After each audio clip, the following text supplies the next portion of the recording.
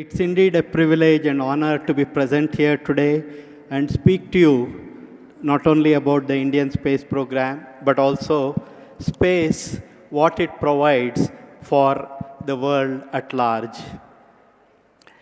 Probably many of you, when you start looking at the late evening skies, when you look at the sky, you will start seeing celestial objects, and many of you will be wondering what it is, how does it actually come about, can we go there, what can we do about it. So it is things like this which captured the imagination of human beings right from the early days. They started looking at celestial objects and then tried to determine their own life. For example, if we are talking about a day, it is because Earth goes around itself. Then if you are talking about a month, it is because moon goes round the earth, and then a year we go around the sun. So in the same manner, man started looking at space. At that time, he was wondering what it is all about. And gradually, as he is known to be performing, initially he conquered land, then onto the oceans, built ships and conquered the oceans.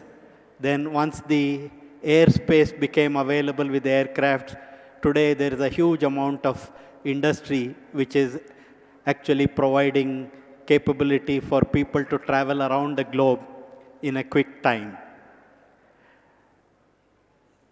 Space itself, what it can do, see, as many of you are quite familiar, if you want to see what is happening, you want to see the details, for example, of a painting, you want to go very close to that object, look at how the painting is done, what kind of brushes are used, what kind of colors are used.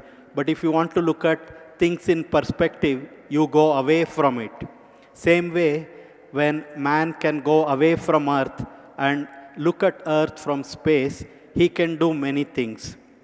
The first object which was put into space way back in 1957 by the Russians, and then the first man who went into space, Yuri Gagarin, when he looked at Earth, he had visions, or he had actually explanation about how Earth looks.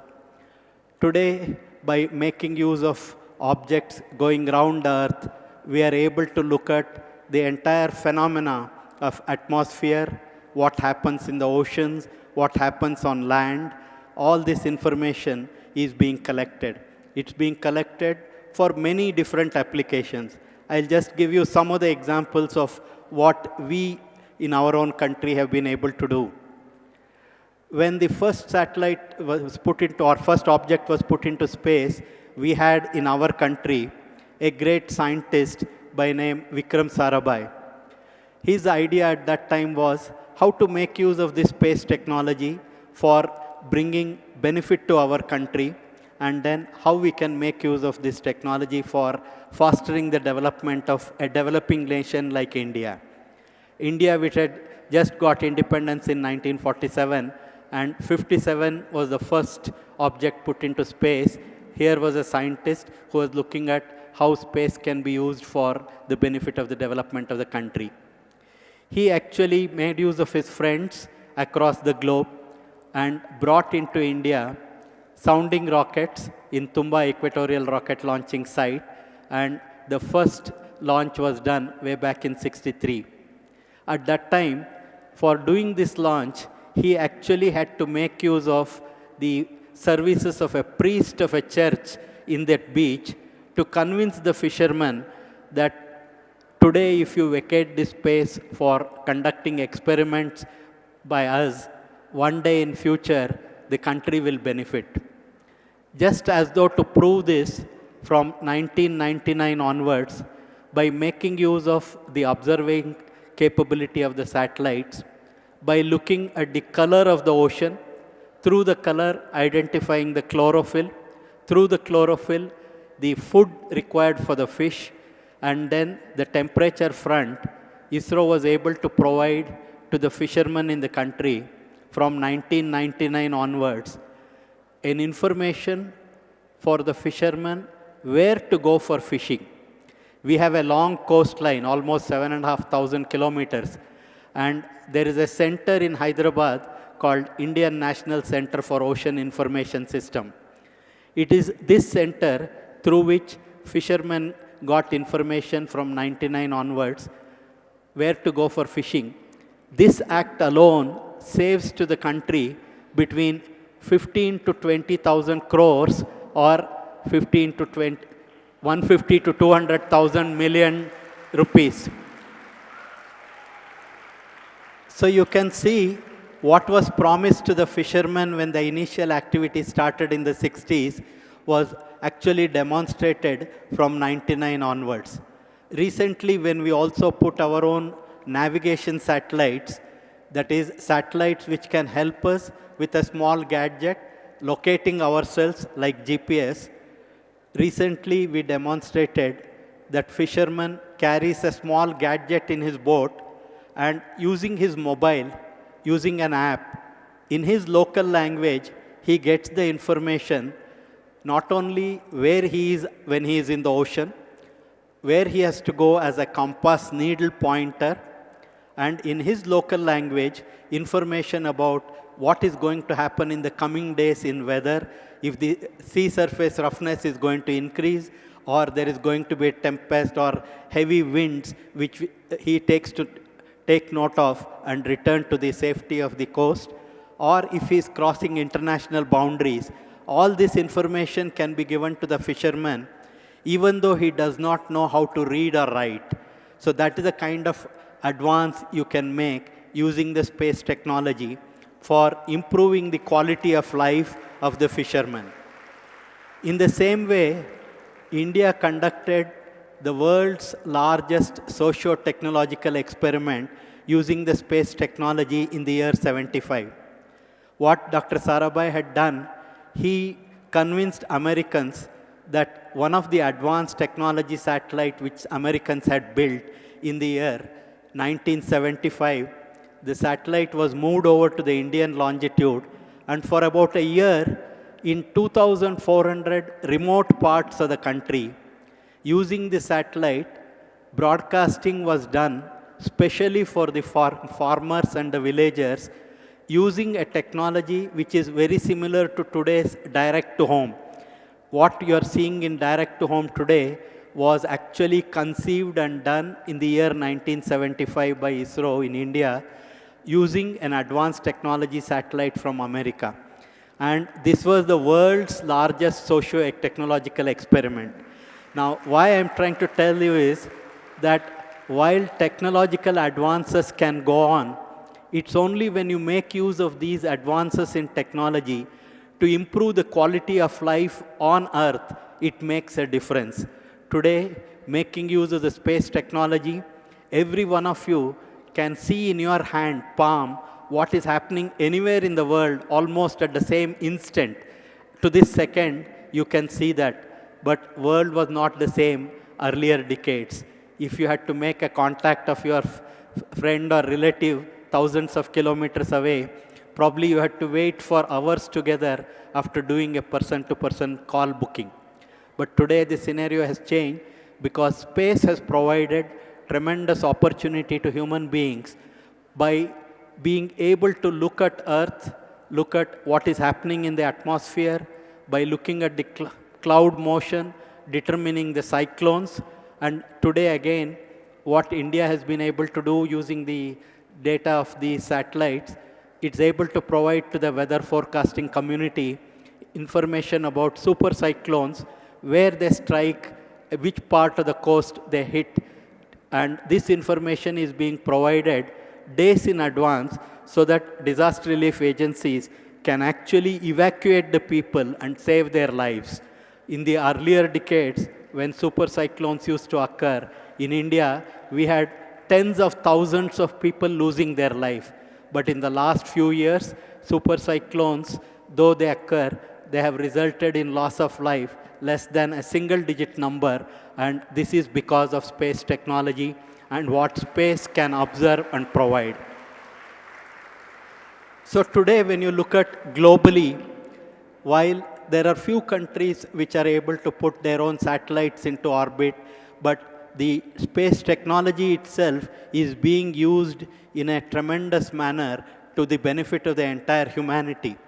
Under the United Nations World Meteorological Organization, the agencies work together with coordinated group of meteorological satellites, and all the data that is collected from these satellites, whether it is about the vertical temperature profile, humidity profile, or you also know that Earth, you have almost 75% or more of ocean, and if you have to collect information about ocean wind vectors or specific information about the ocean temperatures, what technology better than observing from space? Today, there's series of different kinds of instruments are put on satellites, and data collected from them are brought together and provided to the world meteorological community, and who do the number crunching and provide to the entire globe information about weather.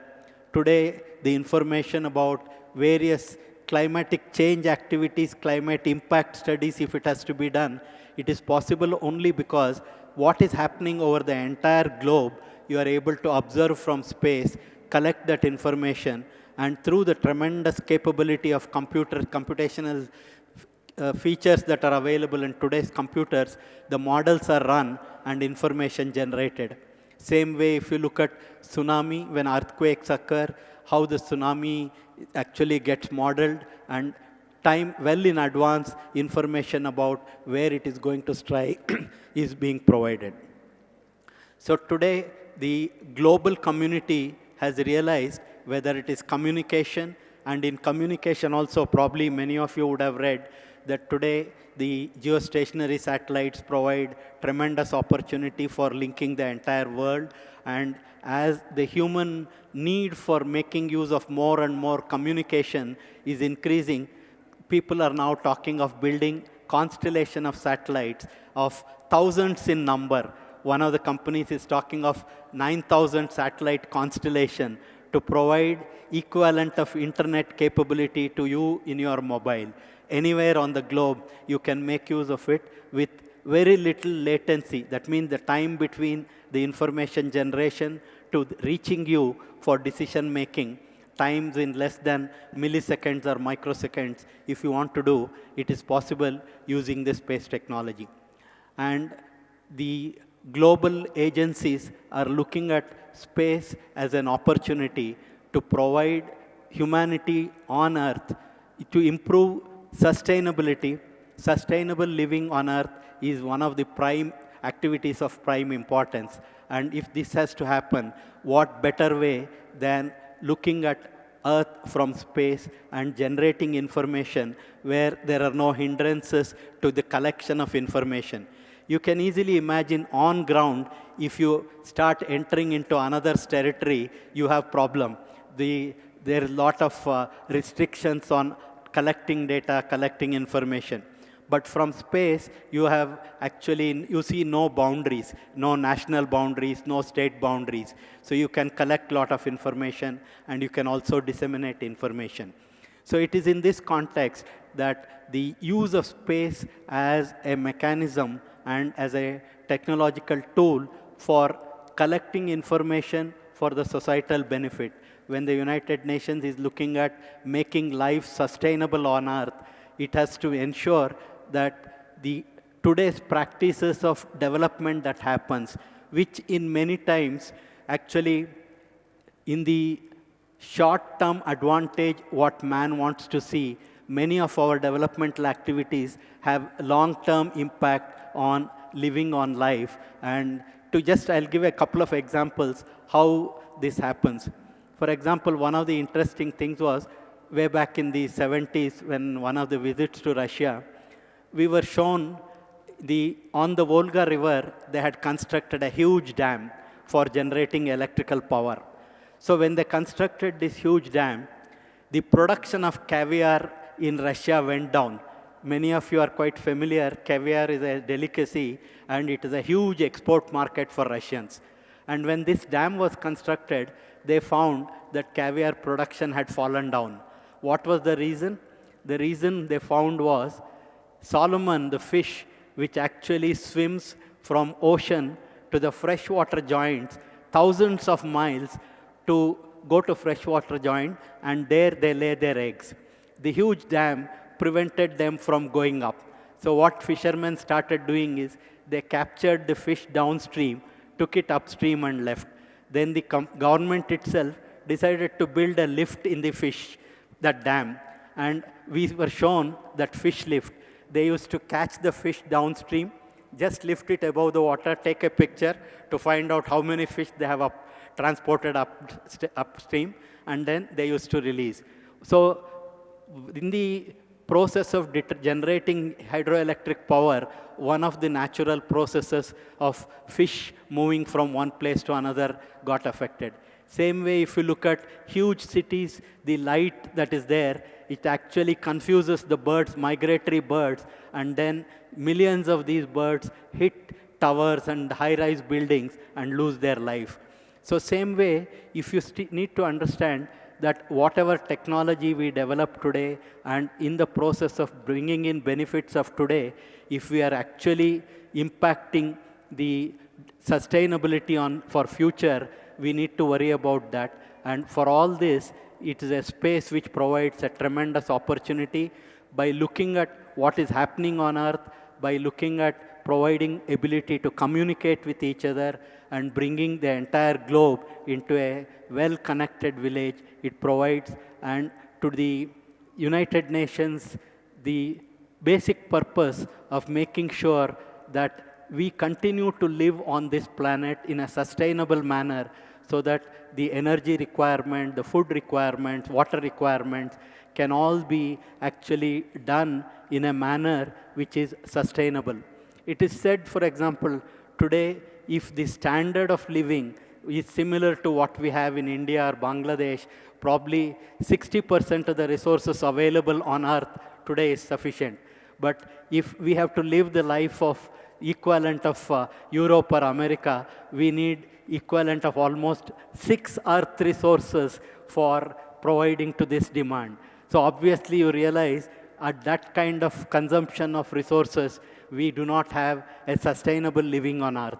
So only when we realize this and we improve the manner in which we create development, we provide equal opportunities to people on the globe, and then bring in new ways of doing things, can sustainability of life on Earth can be assured, and our future generations will definitely not actually accuse us of, for our own benefit, destroying sustainability of life on Earth. In fact, all of you have a huge task on hand.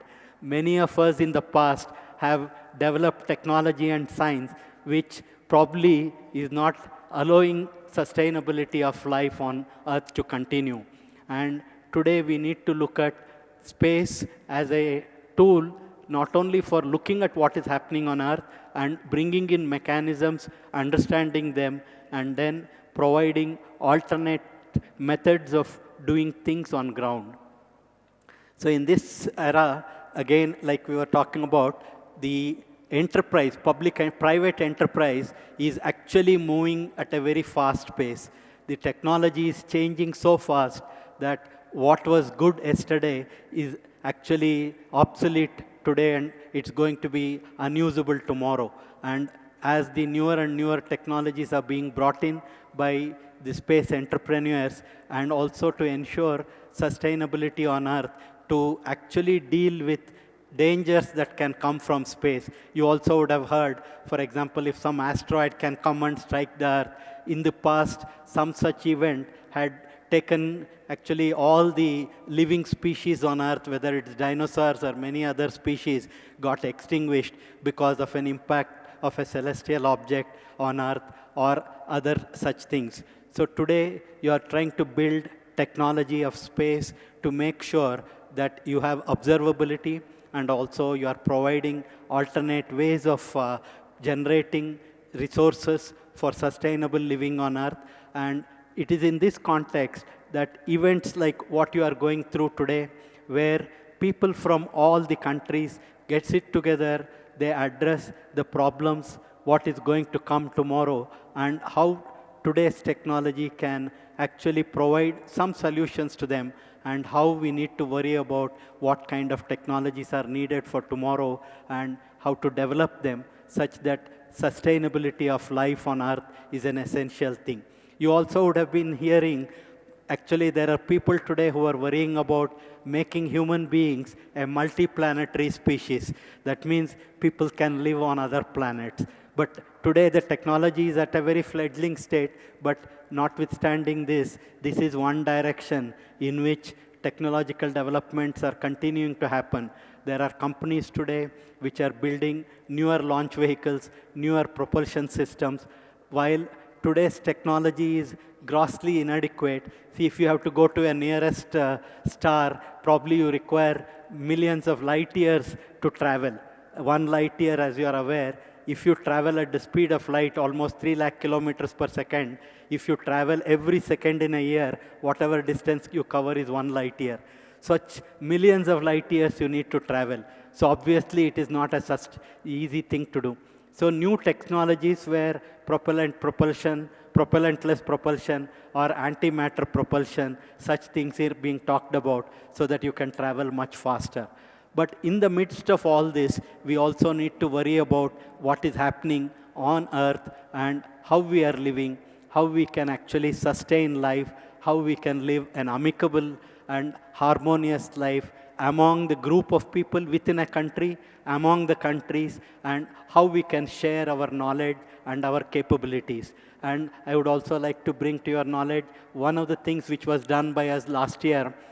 For example, India provided, based on the satellite technology, a satellite called South Asia Satellite, where India provided to our neighboring countries the communication transponders for free cost for using and linking these for disaster application, disaster mitigation applications, for linking them, for providing, you can say, instantaneous communication capability or library connectivity, a host of such things.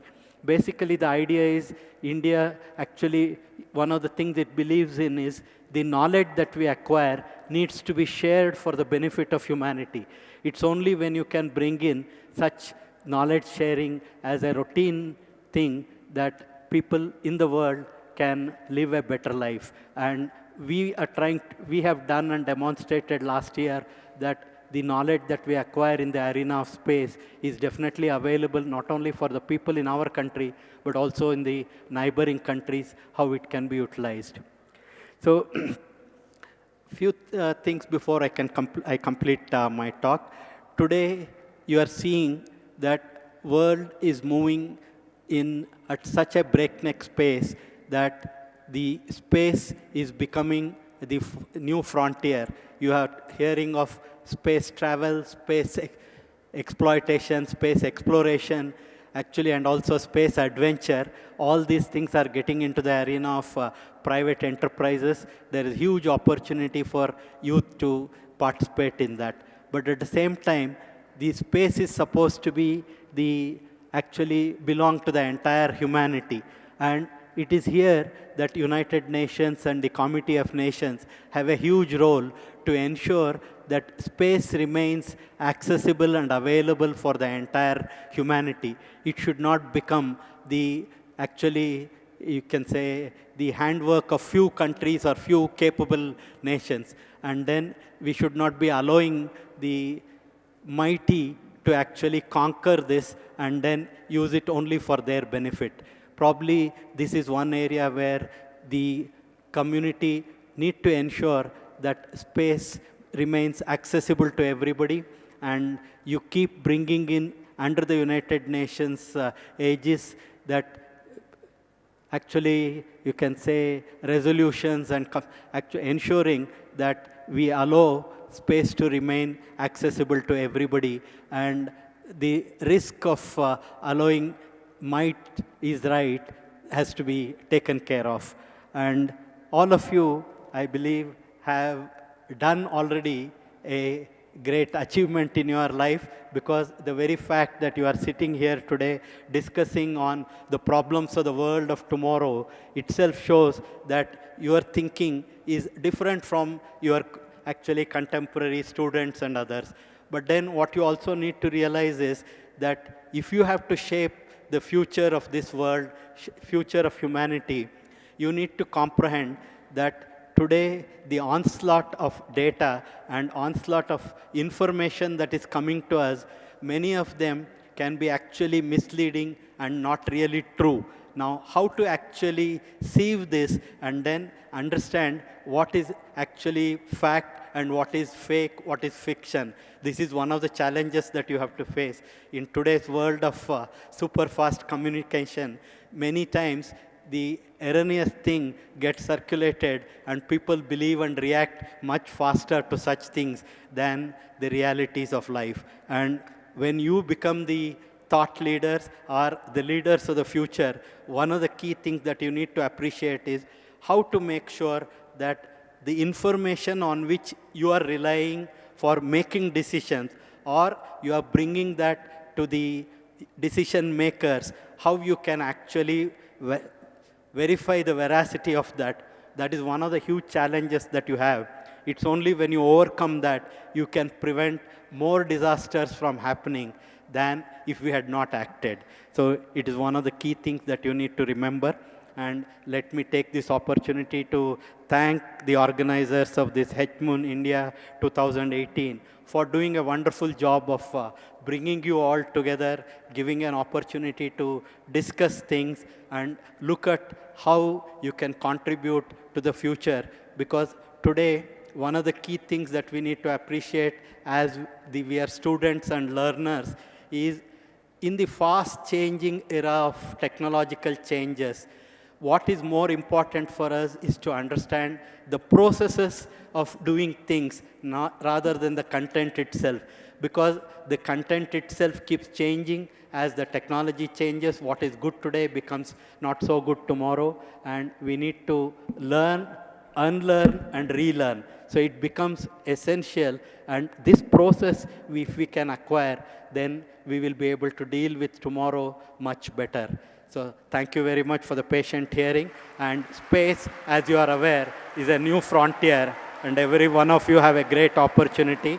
Let me wish each one of you a great success in your life, and not only as individuals, but working together as a team, then you can achieve great success. And I'm sure humanity will survive on this planet for aeons. Thank you.